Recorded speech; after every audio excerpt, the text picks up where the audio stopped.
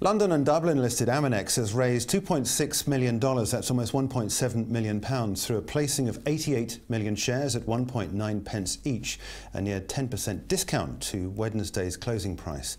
Jay Bhattacharjee is the Chief Executive of Aminex. He joins us now. Jay, welcome back. We spoke earlier this year about your plans for 2015, and here we are now talking about this placing. Success? Yeah, we were really excited that we were able to close this placing off. It allows us to move forward our plans for the Antoria 1 sidetrack and the Antoria 2 well, which we're looking to drill and develop this year.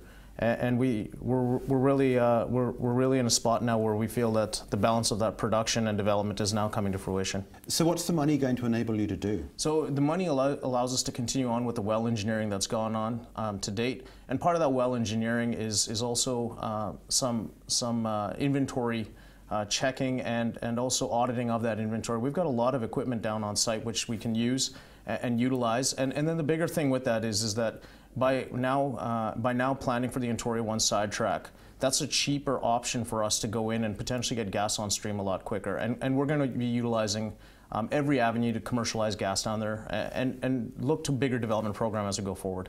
In terms of who took part in the placing, when will we know the detail there? That'll be announced shortly, and as part of the placing itself, we've had quite a bit of support from our existing and institutional shareholders, and obviously directors also participated almost 5% of the placing. So it's a good step. Again, continuing support for the story going forward, and it allows us to continue the transition from development or from exploration to development producer.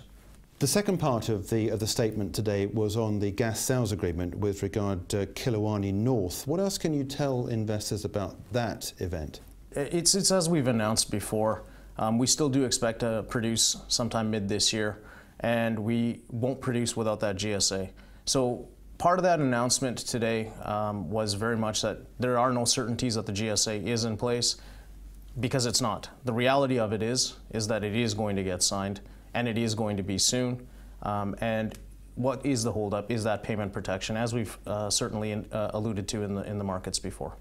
My understanding is that when the GSA is signed, it's at that point that you get the extra financial support coming in from Solo, which has said that it wants to increase or double its stake of 6.5% when that GSA is signed. Is that still the case? Yeah, absolutely. What we have is, or what Solo has, is the option to increase their stake once the GSA is signed. They have an option of 30 days for 6.5% for another $3.5 million.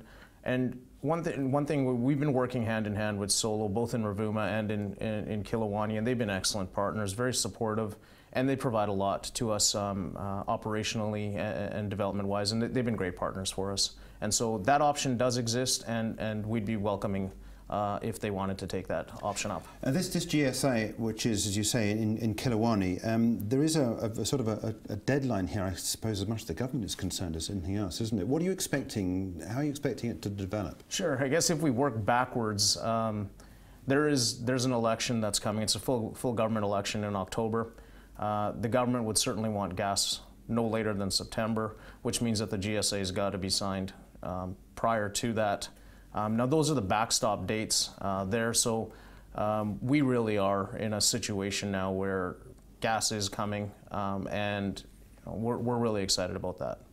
And what is the reason for the delay? What is it that's causing the hurdle? What the gas sales agreement, for all intents and purposes, is negotiated.